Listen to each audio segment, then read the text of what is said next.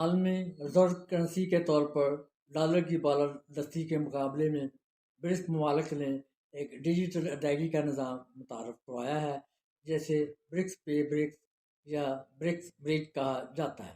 اگرچہ یہ ادائیگی کا پلیٹ فارم ابھی ابتدائی مرحلے میں ہے، لیکن یہ ایک اہم آغاز ہے۔ ہم یہ سمجھنے کی کوشش کرتے ہیں کہ برکس ممالک کا یہ متبادل ادائیگی نظام کس طرح باربی کنٹرول سسٹم سوئفٹ کو چیلنج کرتا ہے۔ میں ہوں ڈاکٹر طاہر عزیز ظفر، اپنے چینل ہسٹری انفورڈ سے۔ برکس اور سوئفٹ دونوں ہی بین الاقوامی مالیاتی اور اقتصادی ڈھانچے کی دو اہم طاقتیں ہیں جو عالمی معاملات کی سمت متعین کرتی ہیں۔ جہاں سوئفٹ ایک بین الاقوامی مالیاتی مواصلاتی نیٹ ورک کے طور پر مغربی مالیاتی تسلط کی علامت ہے، وہیں برکس کی اقتصادی اور سیاسی طاقت ابھرتے ہوئے ممالک کے ایک اتحاد کے طور پر اس وقت موجود ہے۔ اس نظام کے لیے ایک متبادل چیلنج پیش کر رہی ہے۔ یہ دوہراپن آج کی کثیر قطبی طاقت کی ایک اہم خصوصیت ہے۔ چین اور برازیل کے درمیان پہلے ہی ایک معاہدہ موجود ہے جس کے تحت مقامی کرنسیوں میں تجارتی لین دین کیا جا سکتا ہے۔ اس میں ایک انتہائی اہم زراعت طلب والی جنس سویابین کی تجارت بھی شامل ہے، جو حالیہ دنوں میں خبروں کی زینت بنی رہی ہے۔ اس معاہدے کے تحت ادائیگیاں چینی یوان یا برازیل ریال میں کی جا سکتی ہیں۔ اس نظام کا مقصد لین دین کے اخراجات کم کرنا، ڈالر سے منسلک زر مبادلہ کے اثرات کو کم سے کم کرنا اور دونوں ممالک کی مالی خود مختاری کو مضبوط بنانا ہے۔ یہ دو طرفہ معاہدے برکس ممالک کی اس وسیع تر کوشش کا حصہ ہیں جس کا مقصد متبادل مالیاتی نظام قائم کرنا ہے تاکہ مقامی کرنسیوں میں تجارت کو فروغ دیا جا سکے اور سوئفٹ جیسے مغربی کنٹرول والے نظام پر کم سے کم انحصار ہو۔ مجوزہ برکس ڈیجیٹل ادائیگی پلیٹ فارم انہی کوششوں کی ایک مثال ہے۔ سب سے پہلے موجودہ عالمی ادائیگیوں کے پیغام رسانی کے نظام سوئفٹ کی بنیاد کو سمجھنے کی کوشش کرتے ہیں۔ سوئفٹ دراصل پیسے کی منتقلی کا نظام نہیں بلکہ ایک محفوظ پیغام رسانی کا نیٹ ورک ہے۔ یہ دنیا بھر کے بینکوں کو معیاری ادائیگی کی ہدایات اور دیگر مالیاتی پیغامات بھیجنے کی سہولت فراہم کرتا ہے۔ ایک بینک سوئفٹ پیغام کے ذریعے وصول کنندہ اور رقم کی تفصیلات دوسرے بینک کو بھیجتا ہے۔ اس نظام میں اداروں کی شناخت کے لیے منفرد کوڈ استعمال کیے جاتے ہیں۔ اصل رقم الگ سے متعلقہ بینک اکاؤنٹس کے ذریعے منتقل ہوتی ہے۔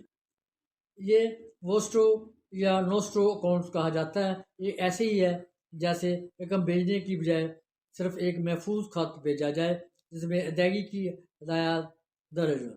اس طریقے سے سرحد پار لین دین تیز اور قابل اعتماد ہو جاتا ہے۔ اب دیکھتے ہیں سوئفٹ کے ذریعے لین دین کیسے ہوتا ہے۔ آپ اپنے بینک کو، جسے ہم بینک اے کہتے ہیں، بین ملک رقم بھیجنے کی ہدایت دیتے ہیں۔ بینک اے آپ کے اکاؤنٹ سے رقم منہا کرتا ہے، انہیں ڈالر میں تبدیل کرتا ہے اور ایک سوئفٹ پیغام تیار کرتا ہے۔ یہ محفوظ پیغام سوئفٹ نیٹ ورک کے ذریعے وصول کنندہ کے بینک یعنی بینک بی کو بھیجا جاتا ہے۔ بینک بی پیغام وصول کر کے مستفید ہونے والے کے اکاؤنٹ میں رقم جمع کر دیتا ہے۔ اس دوران بینک بی اپنے متعلقہ اکاؤنٹس کے ذریعے ڈالر کی سیٹلمنٹ کرتے ہیں۔ یعنی سوئفٹ بینکوں کے لیے ایک محفوظ ڈاک خانہ ہے جو ادائیگی کی ہدایات پہنچاتا ہے، جبکہ اصل رقم بینکاری تعلقات کے ذریعے منتقل ہوتی ہے۔ اس نظام نے عالمی مالیات کو مؤثر اور قابل اعتماد بنایا ہوا ہے۔ تاہم امریکہ اس کے مغربی اتحادیوں نے سوئفٹ کو پابندیوں کے لیے استعمال کیا اور روس جیسے ممالک کو عالمی ادائیگیوں کے نظام سے باہر کر دیا۔ اس طرح اگر چین برازیل سے سویابین خریدتا ہے تو امریکہ سوئفٹ کے ذریعے اس لین دین اور کرنسی کے تبادلے کو دیکھ سکتا ہے۔ اسی سے بچنے کے لیے برکس ادائیگی نظام متعارف کرایا جا رہا ہے۔ برکس پے ایک زیر ترقی ڈیجیٹل پلیٹ فارم ہے جو برکس ممالک برازیل، روس، بھارت، چین اور جنوبی افریقہ کے درمیان سرحد پار لین دین کے لیے بنایا جا رہا ہے۔ یہ نظام قومی کرنسیوں میں کام کرتا ہے اور بلاک چین جیسی غیر مرکزی ڈی سینٹرلائز ٹیکنالوجی استعمال کرتا ہے۔ اس کا مقصد महफूज, कम लागत और खुद मुख्तार अदायगियों को मुमकिन बनाना है। ब्रिक्स निज़ाम की अहम खसूसियत मकासद की बात करें, रुकन ममालिक अपनी मकामी करंसियों में अदायगी कर सकते हैं, जिससे डॉलर पर उनका इंसार कम होगा। मरकजी कंट्रोल वाले मालियाती ढांचे को नज़रअंदाज करने की सालियत हासिल होगी। डिस्ट्रीब्यूटेड लेजर टेक्नोलॉजी, महफूज मुदाखलत से पाक प्रोग्राम रसानी का निज़ाम कायम होगा, जिसे ब्रिक्स ECMS कहा जाता है। ब्लॉकचेन नोड दरअसल वो कंप्यूटर या डिवाइसेस होते हैं जो ब्लॉकचेन सॉफ्टवेयर चलाकर पेयर टू पेयर नेटवर्क से जुड़े होते हैं। स्विफ्ट के बरक्स इस निज़ाम में लेन देन की मालूमात रकम सिर्फ मुतलका फ़रीकैन के दरमियान रहती है और किसी तीसरे फ़रीक की मुदाखलत कम से कम हो जाती है। ये एक ओपन प्लेटफॉर्म के तौर पर डिज़ाइन किया गया है जिसे मौजूदा निज़ामों के साथ जोड़ा जा सकता है और हर मुल्क अपने नोड और पैगाम खुद चला सकता है। इसका मकसद मौसर और कम लागत सद पर अदायगियाँ फराहम करना है, जिसमें फ़ीस भी इख्तियारी हो सकती है। इस साथ साथ डोनाल्ड ट्रंप ने खबरदार किया था कि अगर ब्रिक्स ममालिक डॉलर के मुकाबले में अपनी करेंसी लाते हैं तो उन पर 100% टैरिफ आयद किया जाएगा। लेकिन इसके बावजूद अवामी तजारती माहदों मकामी करेंसियों में लेन देन में इजाफा हो रहा है। ब्रिक्स ममालिक ऐसा ऐसा डॉलर से दूर जा रहे हैं, जो इस बात की अलामत है कि ट्रंप की धमकियों का अब वो असर नहीं रहा जो पहले होता था।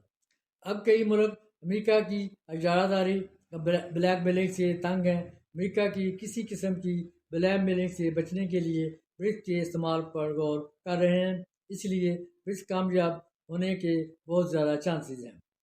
कहा जाता है कि स्विफ्ट और ब्रिक्स के दरमियान ये तोमल में मालियाती ढांचों का तसादम नहीं रहा, बल्कि ये आलमी सियासी अफसों की नई तकसीम का एक अहम बाब है। ब्रिक्स की जानब से स्विफ्ट पर इंसार कम करने की कोशिशें, जैसे कि बैनुल-अक़वामी तजारती बिलों के लिए मुकामी करेंसियों के इस्तेमाल और मुतबादिल अदायगियों के निज़ाम की तरक्की, मुस्तक़बिल के बैनुल-अक़वामी तल्लुकात की नई ज़मीन तैयार कर रही हैं। आने वाला दौर इन्हीं मादों पर इक़्तिसादी खुदमुख्तारी और आलमी ताउन की नई लकीरें खींचेगा।